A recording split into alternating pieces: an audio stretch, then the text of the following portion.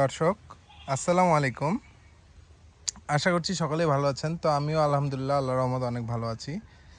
তো আজ একটি ভিন্ন রকম ভিডিও প্রতিবেদন নিয়ে আপনার সামনে হাজির হলাম।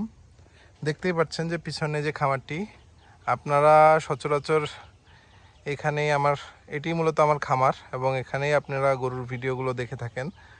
তো আমার খামারের পিছনে এটি মূলত আমার ঘাসের জমি। আমি খামার থেকে আপনাদের অনেকবার দেখিয়েছি, দেখতেই পাচ্ছেন।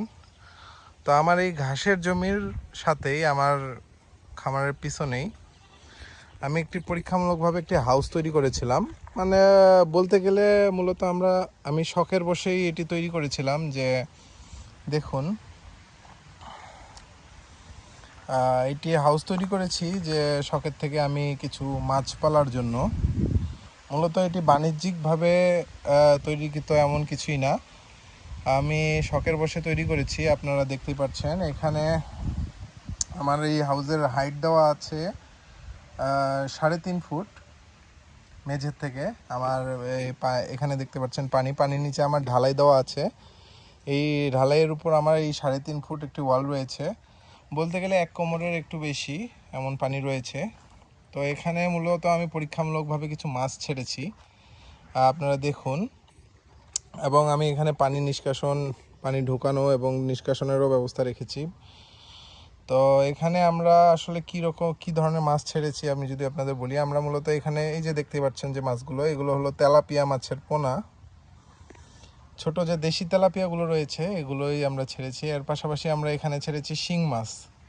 হ্যাঁ, তো আমরা আসলে দেখার জন্য আসলে মূলত পরীক্ষামূলকভাবে ছেড়েছি। আমাদের এখানে হাউসটি রয়েছে 15 ফিট বাই 12 ফিট।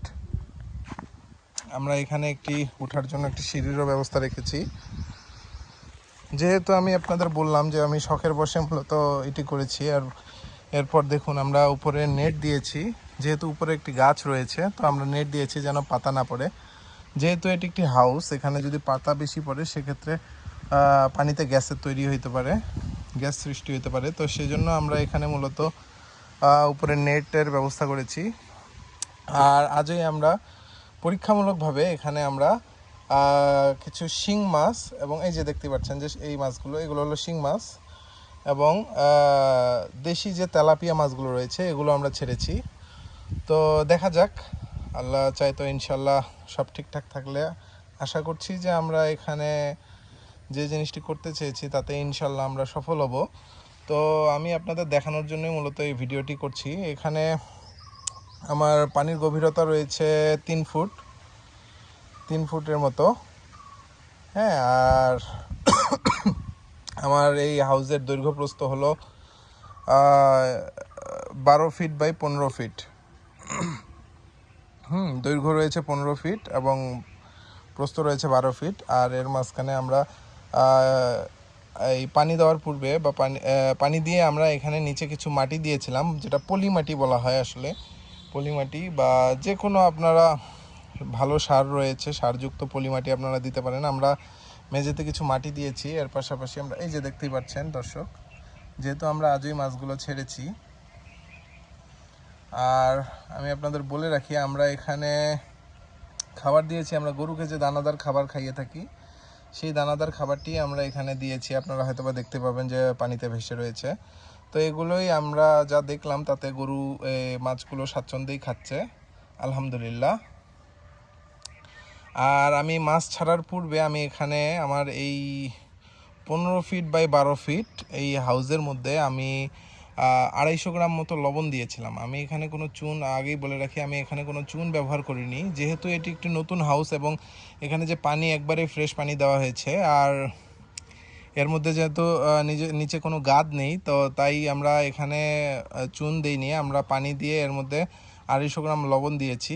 এই লবণ দেওয়ার উপকারিতা আমি যদি আপনাদের একটু হালকা বলি তাহলে এর মেইন উপকারিতা হলো এখানে মানে মাছের জন্য যে মিনারেলসের প্রয়োজন, আসলে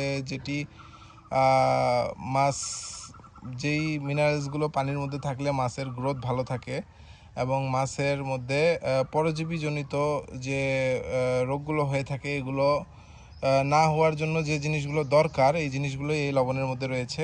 আর এই লবণ দিলে এর মেইন যেটা উপকারিতা, মাছের যে উকুন অর্থাৎ মাছের ফুলকার নিচে যে ছোট উকুনের মতো হয় এবং ঘা হয়ে মাছ মারা যায়, তো সেই জিনিসটি থেকে আপনারা নিস্তার পাবেন ইনশাল্লাহ। যেহেতু আমি এই মাছ চাষে একেবারেই নতুন, আমি আসলে এখানে মাছ বলতে গেলে আমরা মাছ চাষ করছি না, আমরা শখের বসে এখানে মাছ ছেড়েছি। তো আমি আমার যারা অভিজ্ঞ ভাইয়েরা রয়েছে তাদের পরামর্শ নিয়েই করেছি। তো দেখা যাক ইনশাল্লাহ। হ্যাঁ, তো আমি আপনাদের মূলত এই বিষয়গুলো দেখানোর জন্যই আজকের এই প্রতিবেদনটি করেছি। তো দেখুন মাছগুলো আলহামদুলিল্লাহ বেশ স্বাচ্ছন্দ্যেই এখানে ঘোরাফেরা করছে, দেখতেই পাচ্ছেন এগুলো সব শিং মাছ। আর আমি কিছু দেখিয়েছিলাম আপনাদের যে ঝাঁকে, এই যে সামনে দেখতে পাচ্ছেন বড় মাছগুলো ঝাঁক নিয়ে ঘুরছে, এগুলো হলো তেলাপিয়া মাছ। এপাশেও রয়েছে মাশাল্লাহ, দেখতেই পাচ্ছেন এই যে এখানে দেখুন। এবং আমি যে খাবারগুলো দিয়েছি গরুর জন্য, যে মিক্স খাবার আমরা তৈরি করি, যে খাবারগুলো দিয়েছি এগুলো স্বাচ্ছন্দ্যেই তারা খাচ্ছে। তো এই ছিল আজকের আপডেট, এবং আমি মাঝে মধ্যেই এই হাউজের এবং মাছগুলোর আপডেট দেওয়ার চেষ্টা করব। সকলেই আমাদের সাথে থাকবেন। আসসালামু আলাইকুম।